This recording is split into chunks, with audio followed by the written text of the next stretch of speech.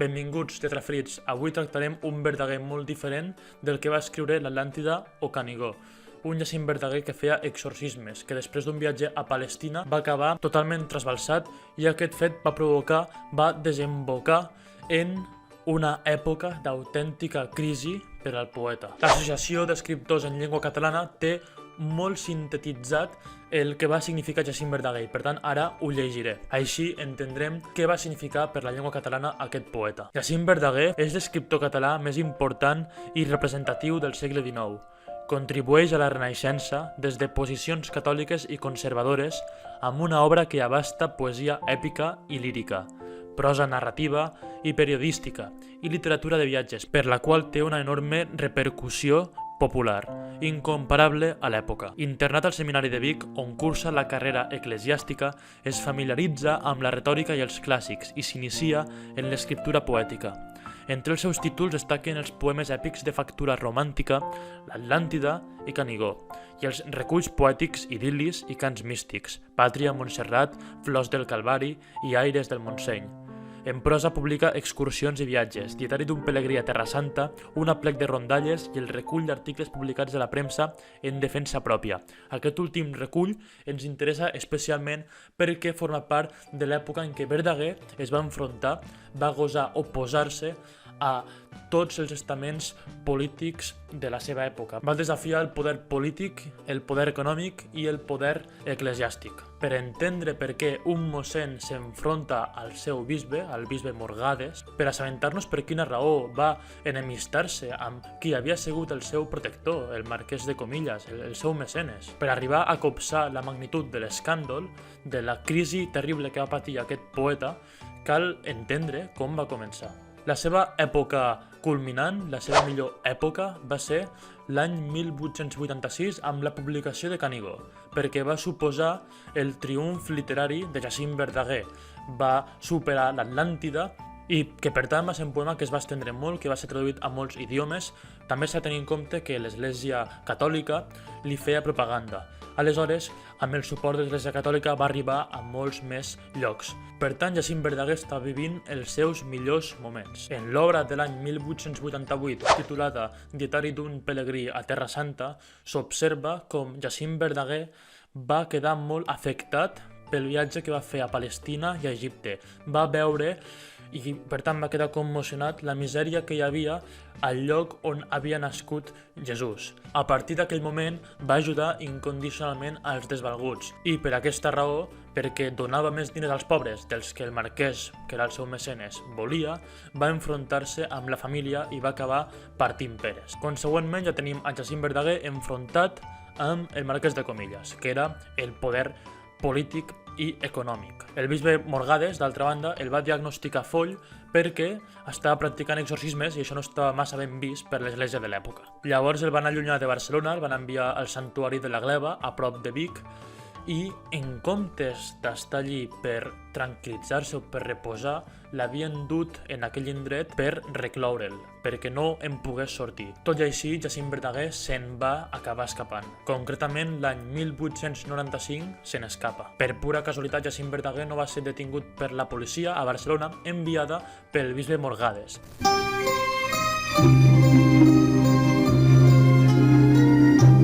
Per tant, Jacint Verdaguer, el poeta, el que va decidir fer va ser demanar ajuda a la premsa de Barcelona, al poble, que sempre li havia donat suport, perquè era el poeta del poble, era mossèn Cinto. Un mes després, un tribunal eclesiàstic el suspèn de poder exercir les seves funcions sacerdotals i, per tant, de poder fer missa. Això el poeta el va afectar molt perquè a ell li encantava fer missa. Era una de les coses més importants que tenia a la seva vida. Aleshores va ser un cop molt dolorós. Verdaguer contraataca amb un seguit de cartes enviades a la premsa diària, anomenades Un sacerdot perseguit, gràcies a les quals guanya força i noves amistats. El mateix 1895, un grup d'amics li publiquen aquests articles sota el títol Mossèn Jacinto Verdaguer, en defensa pròpia. Per tots aquests motius, per totes aquestes circumstàncies, el poeta es va trobar en una situació paradoxal, perquè ell, cal recordar-ho, era una persona d'ideologia reaccionària, era de dretes. Per tant, ell estava més a prop ideològicament del bisbe Morgades i del marquès de Comillas.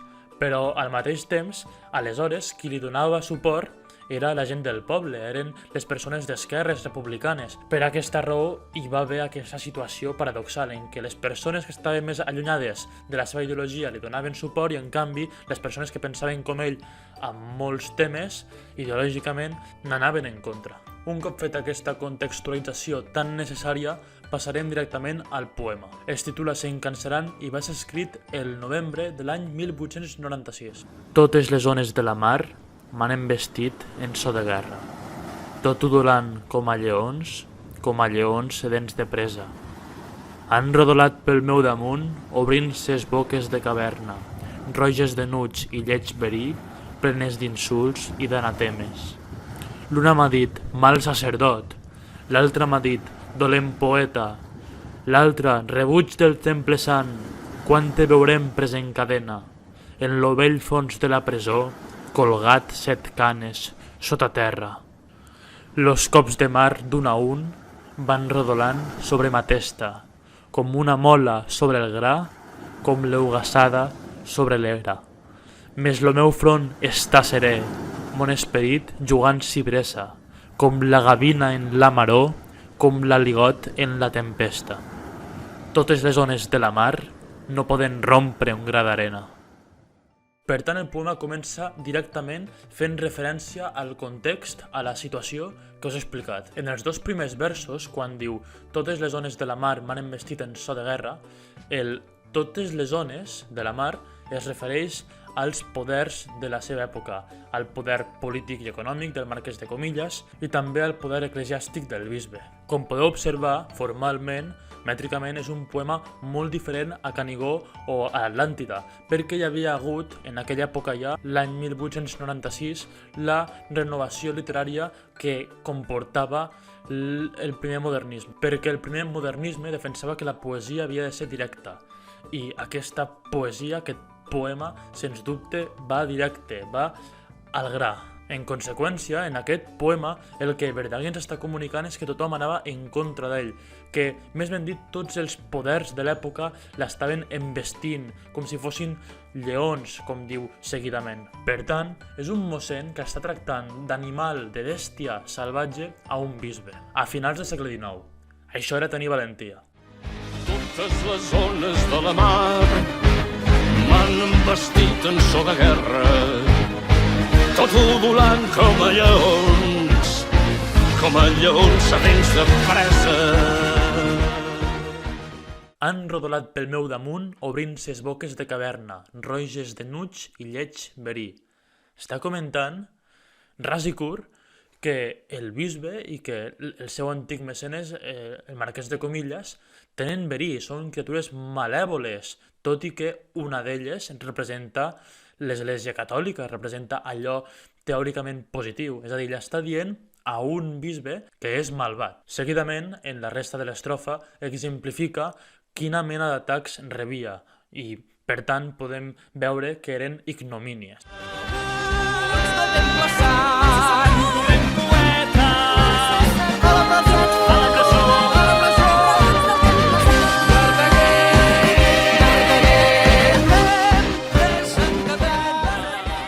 Us he de recomanar fortament el musical que va fer el grup Obeses, titulat Verdaguer, Ombres i Maduixes, que us deixaré algun fragment per aquí, perquè és mel de Romea. Està molt ben fet, contraposa la figura del Verdaguer jove amb el Verdaguer vell i és una delícia. El podeu trobar per YouTube. Tots els teus versos, tots, són una casa enorme que ens fa xupluc, una casa més blanca que la que volíem. I més falsa. Va prou, ja n'hi ha prou, que no ho veus? Has escrit i has viscut com si tinguessis ales i només tenies ganes de volar. Los cops de mar d'un a un van rodolant sobre ma testa, com una mola sobre el gra, com l'eugassada sobre l'era. Tal com s'ha pogut distingir en aquests versos, Jacint Verdaguer era un poeta que dominava el món rural. Sabia per a què servia cada planta, quina funció feia cada animal, quin cant tenia cada ocell, i per tant això es podia veure traspuat en la seva poesia. A més, hem d'observar que és un poema que fa servir un llenguatge directe, però que té moltes comparacions, moltes metàfores, i al final ja veureu que acaba amb un vers lapidari. L'escriptor, després d'explicar tal com l'han atacat, de quina manera tan forta, tan ferotge, l'han intentat menystenir, l'han intentat humiliar, diu: «Més mon front està serè, mon esperit jugant cibresa». Bàsicament està dient que ell està per sobre d'aquests atacs, que ell és superior a les persones que l'estan atacant, al bisbe, als polítics, a la gent que té diners. A ell això li és igual, perquè ell és un geni romàntic. Tot això és hereu de la cultura del romanticisme, que pensava que l'escriptor era superior, l'albatros de Baudelaire. El geni, el poeta, l'artista, estava per damunt de la seva societat, per damunt de les persones que anaven soltant malícia per la boca. Aquesta lectura es pot corroborar en els dos versos següents. Ell diu que està serè com la gavina en la maror, com l'aligot en la tempesta.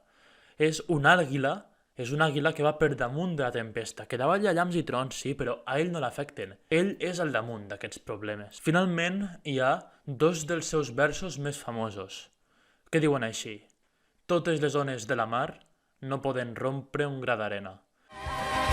Les ones de la mar no poden rompre un gra d'arena. Totes les ones de la mar no poden rompre un gra d'arena.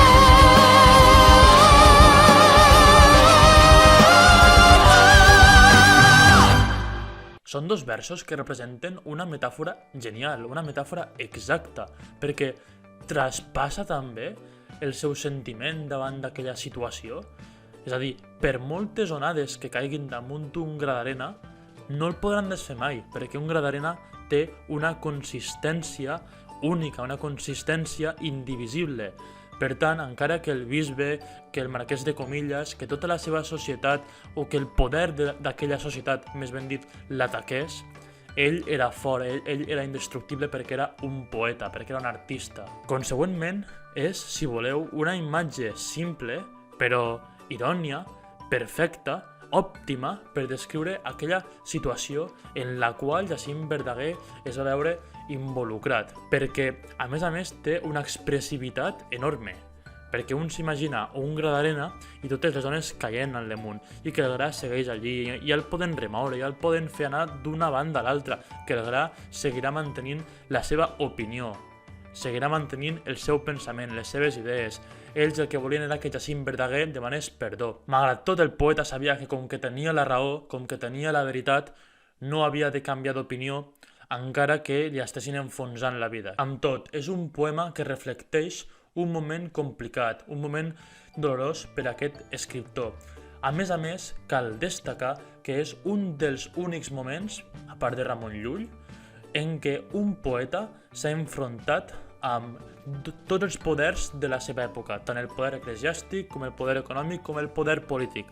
I per tant, Jacint Verdaguer és un poeta molt extremadament complet. També tinc pensat analitzar Canigó o l'Atlàntida o els dos, també la Ilíada, l'Odissea, tanmateix per poder fer aquests vídeos que requeriran moltes hores de preparació, moltes hores d'estudi, a banda del que comporta l'edició i després la publicació i la difusió, necessitaria el vostre petit suport econòmic que em podeu donar mitjançant l'Aixeta, que és una pàgina de mecenatge en català que us deixaré a la descripció i als comentaris del vídeo, en la qual em podeu donar €1,50 cada mes, 2 euros, 4 euros, això ja depèn del que pugueu col·laborar. Per cada col·laboració hi ha unes recompenses, vídeos especials i moltes altres coses que deixaré ben explicades a la pàgina que podeu visitar. Així que si em vols ajudar a seguir fent vídeos i a mantenir aquest canal, em pots donar el teu suport a l'Aixeta. I com ja és tradició, espero que estigueu molt bé i que tingueu molta salut.